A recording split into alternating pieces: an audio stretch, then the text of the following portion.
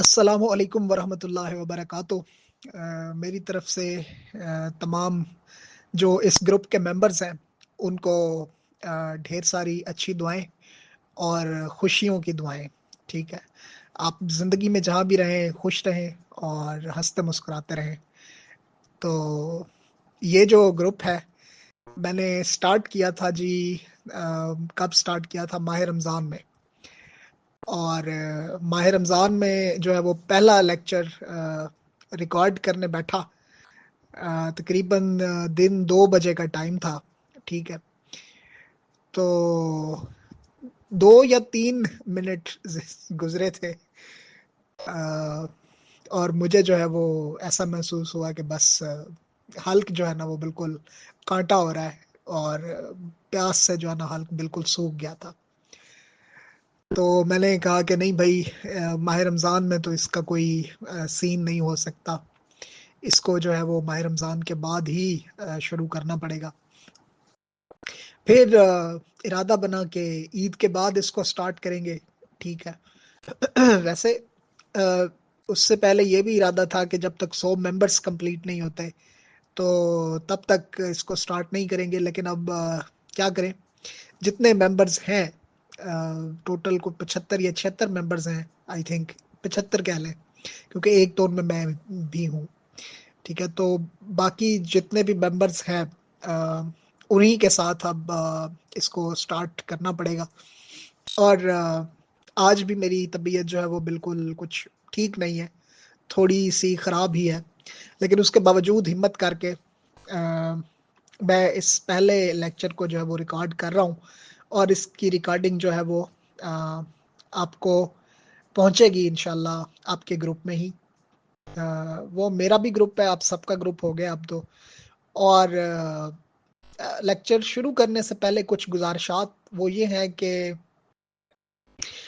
देखिए, कोई भी चीज़ हो ना तो उसको शुरू करना जो है वो आसान नहीं होता। ठीक है, शुरू करना ही जो है वो सबसे मुश्किल एक लम्हा होता है।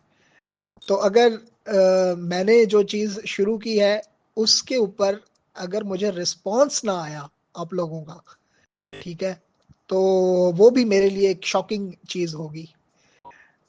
तो मैं जो है वो आप लोगों से रिस्पॉन्स की भी तवक्को रख रहा हूँ। ठीक है, और रिस्पॉन्स आप किस तरह दे सकते हैं? आपके लिए जो क्वेश्चन आंसर का एक होगा सेशन। ठीक है, तो उसमें जिसका भी कोई क्वेश्चन है तो वो उसको टाइप करके ना ग्रुप में ही पेस्ट कर दे या वॉइस नोट कर दे। ठीक है, तो रिगार्डिंग द लेक्चर जो भी जिसका भी जो भी क्वेश्चन होगा उस पे बाद में एक डिस्कशन का भी एक जो है वो अ, एक लेक्चर में रिकॉर्ड करके ना तो वो ग्रुप में सेंड कर दूंगा।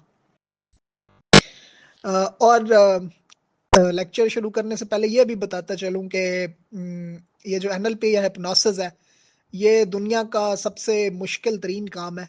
ठीक है, और इसके लिए जो है वो जो चाहिए होती है वो एक एक अलग ही लेवल की एनर्जी और एक अलग ही लेवल की मोटिवेशन जो है वो चाहिए होती है। ये बहुत खुश्क सब्जेक्ट है, बहुत बोरिंग सब्जेक्ट है और मैनिपुलेटिव सब्जेक्ट है एक्चुअली। मैं आपको अगर बताऊं तो इसमें, हाँ, इसमें आपको जो है वो इस तरह से मास्टरी नहीं मिल सकती जब तक आप इसको बाकायदा प्रैक्टिस नहीं करेंगे। मेरा जो मोटिव है, जो मकसद है ना इस ग्रुप में ऐसी चीज़ों को सेंड करने का, ठीक है, वो ये है कि आप लोगों को इससे अवेयरनेस हासिल हो जाए, आप लोग इसके कॉन्सेप्ट्स से वाकिफ हो जाएं। और अगर आप लोगों ने इसको प्रैक्टिस भी करना है तो उसके लिए भी इन फ्यूचर किसी न किस्म की कोई जो क्या कहते हैं कोलैबोरेशन, ठीक है, वो हो सकती है। तो उस कोलैबोरेशन को भी जो है वो चूंकि हमारे पास वो नहीं होते, क्या कहते हैं, रिसोर्सेज नहीं होते, लेकिन उसके बावजूद सिर्फ अगर कुछ लोग ऐसे जो है वो सामने आए जो मैनेजमेंट के हवाले से बहुत अच्छे हों, ठीक है, जो हर चीज को अच्छी तरह से मैनेज कर सकते हो, और बेशक जहाँ पे जो एक सेमिनार टाइप का कोई अगर हम मुनक्किद करवा लें उसका, और उसमें विदाउट एनी इन्वेस्टमेंट, किसी की तरफ से कोई भी इन्वेस्टमेंट ना हो, जस्ट आपकी मौजूदगी जो है वो जरूरी हो, तो उसमें हम इसकी प्रैक्टिस भी स्टार्ट कर सकते हैं। बट ये एक फ्यूचर की चीज है, ये अभी की चीज नहीं है, ठीक है। तो अभी जस्ट मैं आपको इस एनएलपी और हिप्नोसिस में से सिर्फ जो हिप्नोसिस है उसका मैं आपको लेक्चर देने लगा हूं, ठीक है। और जस्ट ये इंट्रोडक्टरी लेक्चर है हिप्नोसिस का, ठीक है। आज इंट्रोडक्टरी लेक्चर होगा हिप्नोसिस का, और कल जो इंट्रोडक्टरी लेक्चर होगा वो होगा एनएलपी का। तो आज सिर्फ इंट्रोडक्टरी लेक्चर है, ठीक है। कल भी इंट्रोडक्टरी लेक्चर होगा। अ, उसके बाद जो नेक्स्ट लेक्चर्स आते जाएंगे वो मैं साथ साथ बताता जाऊंगा कि वो कौन कौन से लेक्चर्स होंगे, और वो किस तरह से आपको डिलीवर किए जाएंगे। सारे डिलीवर तो इसी तरह किए जाएंगे, लेकिन वॉइस नोट्स के मीडियम से, लेकिन उसमें क्या क्या होगा, उसका मटेरियल क्या क्या होगा, वो भी मैं आपको साथ साथ जो है वो बताता जाऊंगा। तो बिस्मिल्लाहिर्रहमानिर्रहीम। फर्स्ट ऑफ ऑल जो है वो मैं आता हूँ हिप्नोसिस की तरफ। बस उससे जो मैंने आपको अभी तक जो कुछ बताया है उसका समरी यही है कि आप लोग जो है वो रिस्पॉन्ड करेंगे, किसी भी तरह से रिस्पॉन्ड करेंगे। लाइक जो मेरा जो आपके पास ऑडियो क्लिप आ रहा है, आप उसके ऊपर रिएक्शंस शो कर दें, ठीक है। या आपको उस ऑडियो क्लिप को सुन के कोई क्वेश्चन जहन में आ रहा है तो आप वो क्वेश्चन पूछ सकते हैं, टाइप कर दें, या वॉइस नोट के जरिए पूछ लें, ठीक है। तो उन क्वेश्चंस पर मैं एक और जो मेरा जो डिस्कशन लेक्चर होगा वो भी मैं सेंड कर दूंगा। और अगर मजीद भी कोई क्वेरी है तो मैं चाहता हूं कि ये साथ साथ एक कलेबरेटिव वर्क जो है वो जारी रहे। उसके बाद जी आते हैं हिप्नोसिस के इंट्रोडक्शन की तरफ। तो हिप्नोसिस, जैसे मैंने आपको पहले बताया, एक बहुत ही मुश्किल चीज़ है, और इसके लिए जो सबसे पहली चीज़ ज़रूरी है ना, वो है आपका फोकस, ठीक है। अ, ये हिप्नोसिस की जो तारीफ है वो भी यहीं से शुरू होती है कि ये एक फोकस्ड सिचुएशन होती है जिसमें आपका फोकस और किसी भी तरफ नहीं होता, सिर्फ अम, एक पॉइंट के ऊपर आपका फोकस होता है, ठीक है। और वो पॉइंट्स को भी बाद में बता दिया जाएगा कि वो किस टाइप के पॉइंट्स होते हैं और कहाँ कहाँ होते हैं, ठीक है। अ, इसकी तारीफ में एक और भी लफ्ज आता है और वो है जी ट्रांस लाइक सिचुएशन, ठीक है। फोकस्ड का मतलब है कि आपकी मुकम्मल तवज्जो होती है किसी और चीज पर नहीं, सिर्फ एक नुक्ते पर। और ट्रांस लाइक सिचुएशन का मतलब है कि जो का बाकी सारी चीजें आपकी नजरों से, आपके सेंसेस से ओझल हो जाती हैं, ठीक है। और वो एक चीज जिस पर आपको लाया जाता है, जिस पर आपकी तवज्जो डाली जाती है, वही एक चीज आपके नजरों के और आपके सेंसेस के सामने होती है, ठीक है। तो वो इसलिए उसको ट्रांस लाइक सिचुएशन कहते हैं, सहरजदा सी कैफियत, ठीक है। और इसमें तीसरी चीज क्या है, हाइटेंड कंसंट्रेशन, यानी आपका तमाम तर इर्तकाज, आपकी तमाम तर तवज्जो वो किसी एक बात की तरफ होती है। वो एक बात क्या हो सकती है, वो सजेस्टेबिलिटी हो सकती है, ठीक है। सजेस्टेबिलिटी का मतलब है कि कोई ऐसी आवाज जो आपको कुछ सोचने पर मजबूर करे, कुछ कहने पर मजबूर करे, ठीक है। आपके सेंसेस में से, आपके सेंसेस को कंट्रोल करके उन सेंसेस से कुछ कराने की कोशिश करे, दैट इज नोन एज सजेस्टेबिलिटी।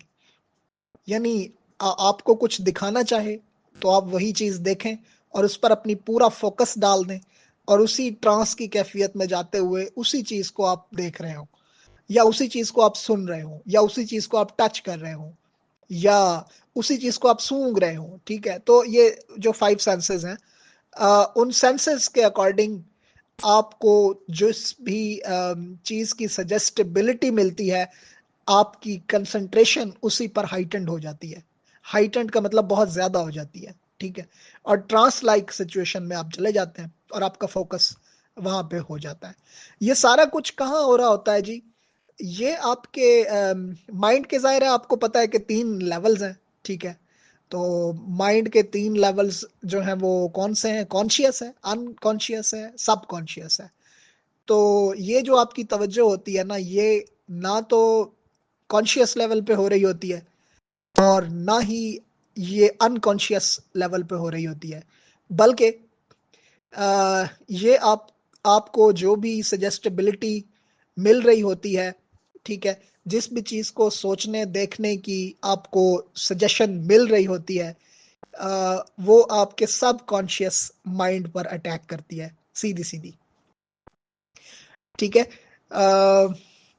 अब ये जो चीज है, ये आप में कभी भी एंजाइटी को प्रोड्यूस नहीं करेगी जब आप इस ट्रांस लाइक सिचुएशन में जाना चाह रहे हो। ठीक है, तो उस ट्रांस लाइक सिचुएशन में जाने से पहले ये जरूरी है कि आप आहिस्ता आहिस्ता मुकम्मल तौर पर रिलैक्स्ड फॉर्म में आ जाएं। ठीक है, यानी आप मुकम्मल तौर पर रिलैक्स हो जाएं। ठीक है, और आपका फोकस जो है वो हर चीज से हटकर किसी एक साउंड के ऊपर, किसी एक इमेज के ऊपर टिक जाए। ठीक है, तो आप बिल्कुल रिलैक्स्ड मूड में हो, मॉड में हो। ठीक है, मूड में भी मॉड में भी, दोनों में हो। और ये एक ऐसी सिचुएशन की तरफ आपको लेकर जा सकती है, ठीक है, ये सजेस्टेबिलिटी, जहां आपके सब कॉन्शियस माइंड से खेलते हुए वो जो आपका थेरेपिस्ट या हिप्नोथेरेपिस्ट है, वो आपकी जो थॉट्स हैं, आपके माइंड की जो थॉट्स हैं, या जो आपका जो सेंसरी बिहेवियर है या सेंसरी परसेप्शन है, इन तीनों चीजों को बड़ी आसानी से आपको रिलैक्स मोड में, फोकस मोड में, हाइटेंड कंसंट्रेशन में, ट्रांस लाइक सिचुएशन में रखते हुए मुकम्मल तौर पर चेंज कर सकता है। ठीक है, this is what the introduction of hypnosis. ठीक है, आते हैं टाइप्स ऑफ हिप्नोसिस की तरफ।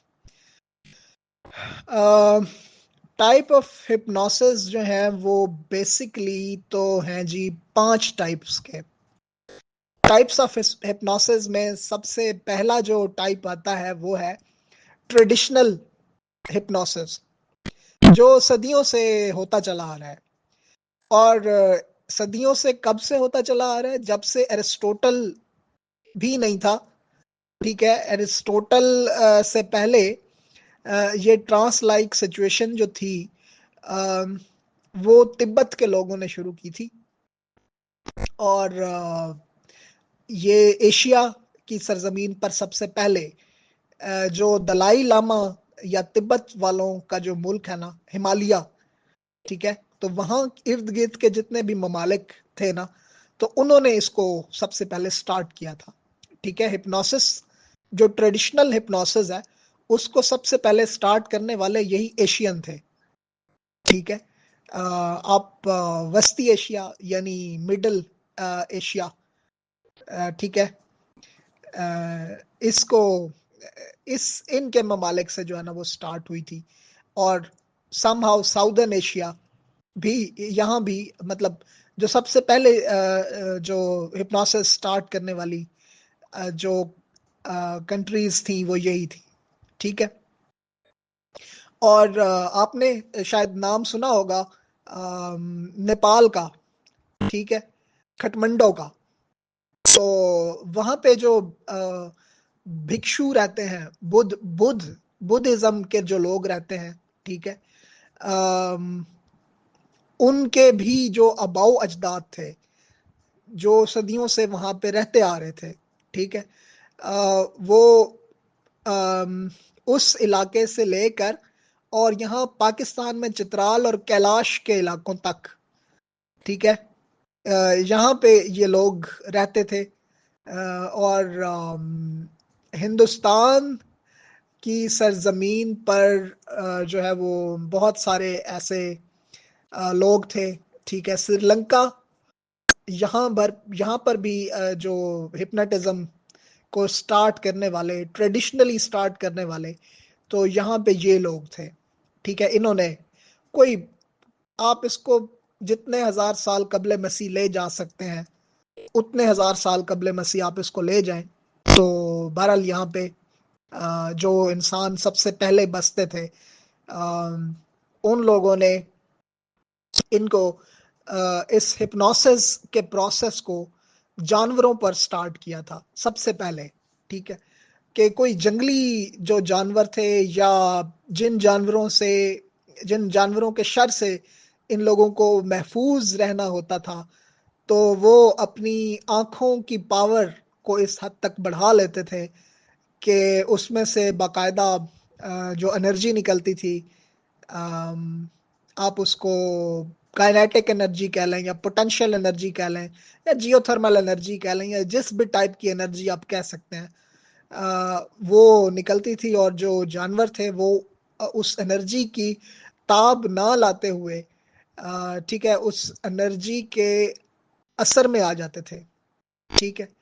और मजे की बात यह है कि ये हिप्नोसिस जो है ये बिल्कुल उसी तरह लोगों पर असरअंदाज होता है जिस तरह ये जानवरों पर असरअंदाज होता है।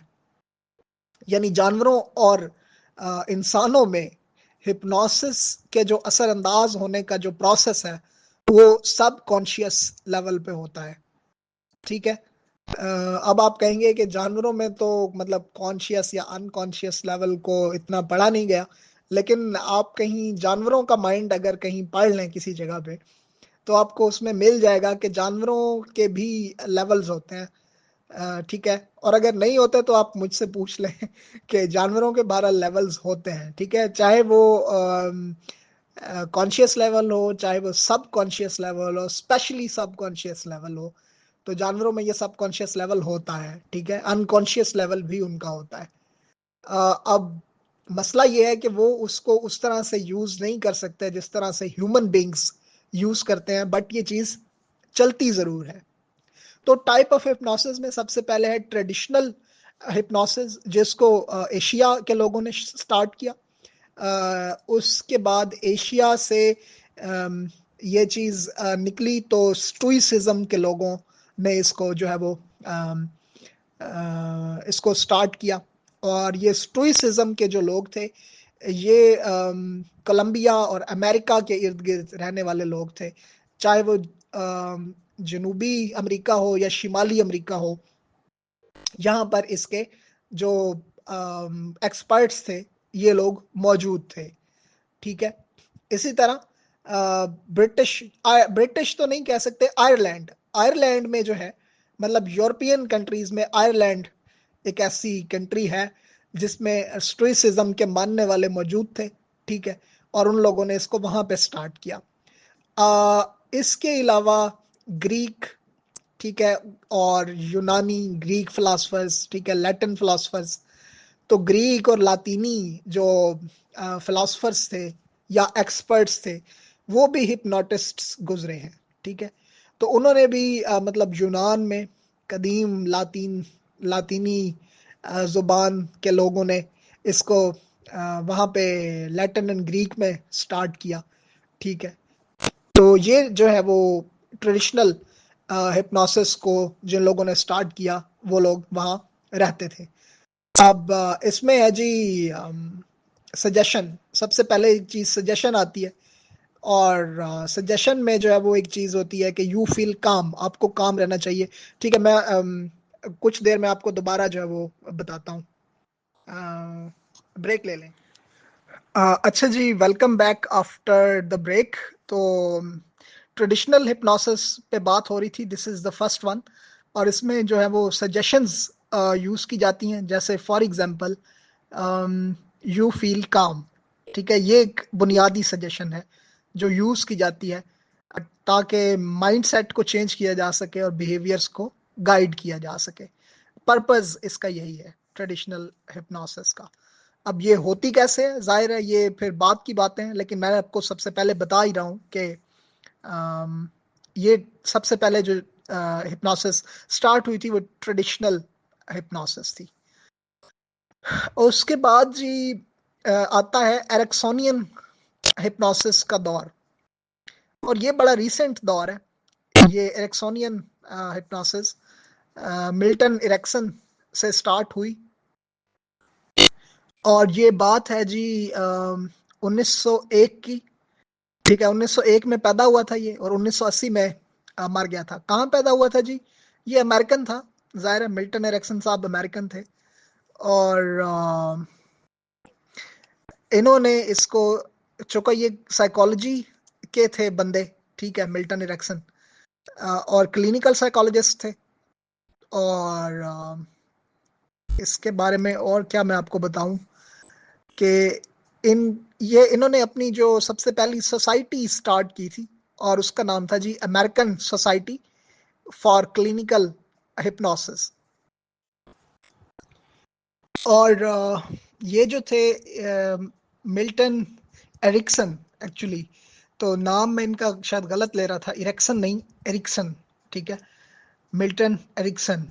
तो इन्होंने जो हिप्नोसिस स्टार्ट की थी उसका नाम ही एरिक्सोनियन हिप्नोसिस है। तो इसमें इन्होंने जो है वो कुछ चीज़ें दरियाफ्त की थी, डिस्कवर की थी, या ऑलरेडी डिस्कवर्ड चीज़ों को इन्होंने यूज़ किया था हिप्नोसिस में, और वो डिस्कवर्ड चीज़ें थी मेटाफर्स। मेटाफर्स मुहावरों को कहते हैं, ठीक है।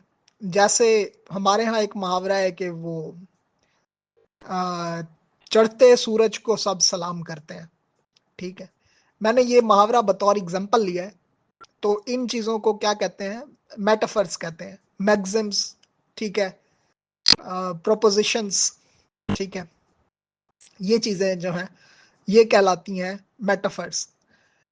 तो इन्होंने जो यूज़ की थी हिप्नोसिस में, एरिक्सन ने या मिल्टन एरिक्सन ने, इन्होंने हिप्नोसिस का जो वे था उसको, उस वे को बदला था इन्होंने, और हिप्नोसिस के वे को सब कॉन्शियस से लेकर अनकॉन्शियस तक पहुंचाया था। तो सबसे पहले मिल्टन एरिक्सन ने ही पहुंचाया था, और अनकॉन्शियस तक कैसे पहुंचाया था? मेटाफोरिकल लैंग्वेज को यूज करके, ठीक है। ये कोई ना कोई मेटाफर ऐसा सुना देते जो सामने वाला बंदा जो है वो किसी गहरी स्टांस में चला जाता, ठीक है, और वहां पर वो बंदा जो है वो बहुत ज्यादा टाइम स्पेंड करता, और उस मेटाफर के जेरे असर वो, उसका जो अनकॉन्शियस माइंड होता था वो रेजिस्ट करता था एक्चुअली कि मुझे जो बात पहुंचानी है वो मैं यहाँ पे बयान करूं या ना करूं। ठीक है, बहरहाल ये बात की बात है, मैं आपको तफसील से समझाऊंगा कि इसमें होना क्या था। लेकिन आप सबसे पहले बस यही समझ लें कि this is not the direct way, this is suggestibility. ये सजेस्टेबिलिटी ही थी, वॉइस वो देता था, लेकिन इनडायरेक्ट वे में, डायरेक्ट वे में नहीं देता था। और ये थेरेपी जो है एरिक्सोनियन थेरेपी, इसमें जो है वो hand movement, arm movement, movement of the body parts, वो जो है वो मूवमेंट के थ्रू ये चीज होती थी। Now third form is what it is called self hypnosis, ठीक है। सेल्फ हिप्नोसिस जो है वो भी 1950s से 1970s 80s में स्टार्ट हुई है, ठीक है। और ये जो है वो ट्रांस की सिचुएशन की तरफ अपने माइंड की सेल्फ गाइडेंस है, और ये जो है वो बेस करती है थर्ड वेव ऑफ थेरेपी के ऊपर, जिसको हम एक्चुअली माइंडफुलनेस कहते हैं। ठीक है। और ये जो माइंडफुलनेस की थेरेपी थी, अ, ये as third wave therapy start हुई बिहेवियरिज्म के बाद। ठीक है। बिहेवियरिज्म के बाद थर्ड वेव के तौर पे, बिहेवियरिज्म इज सेकंड वेव, और फर्स्ट वेव आपको पता ही है, वो अनकॉन्शियस है, मतलब रॉयल रोड टू अनकॉन्शियस जो फ्राइड का है। तो ये जो थेरेपी है ये स्ट्रेस रिलीफ के ऊपर ज्यादा फोकस करती है, माइंडफुलनेस के ऊपर ज्यादा फोकस करती है। इससे कुछ सेल्फ की हैबिट्स हैं, तो वो अब बंदा अपनी हैबिट्स को अपने आप को ट्रांस में ले जाकर खुद ही चेंज कर सकता है। और ये थेरेपी जो है वो कॉन्फिडेंस बिल्डिंग के लिए होती है। अगर कोई भी आपसे इसका पर्पस पूछे इस थेरेपी का, तो ये कॉन्फिडेंस बिल्डिंग हैबिट चेंज के लिए है।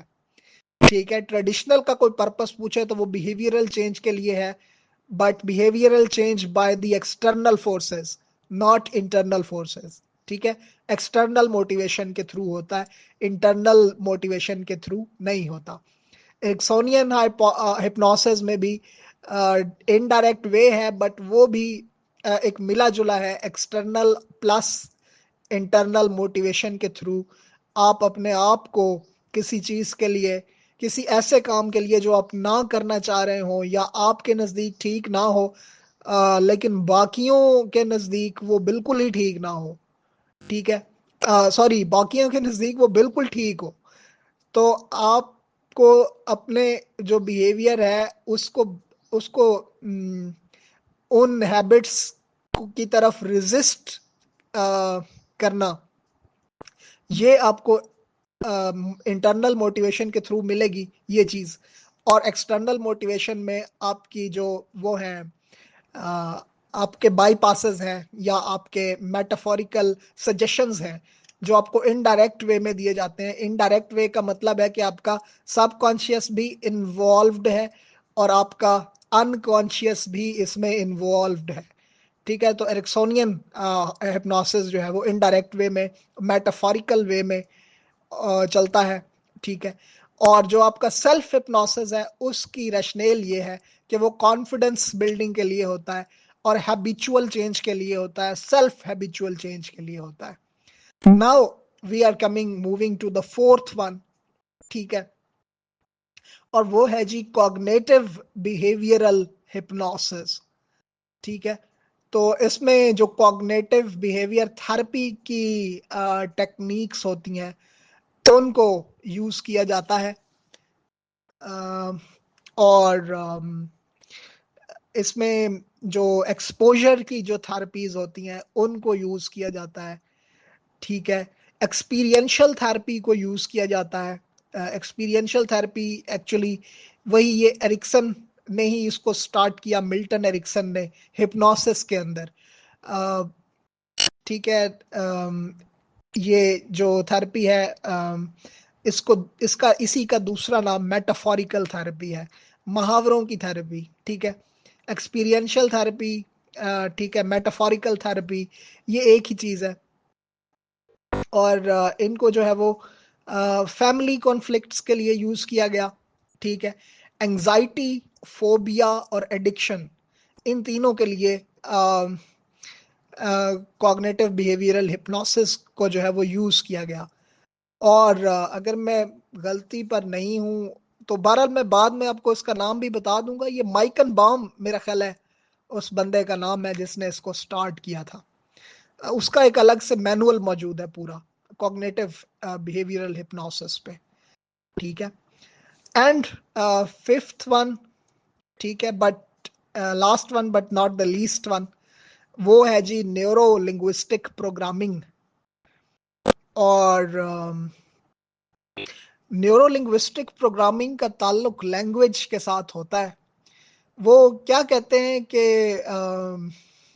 जितना असर लफ्जों का होता है उतना असर किसी हथियार का भी नहीं होता।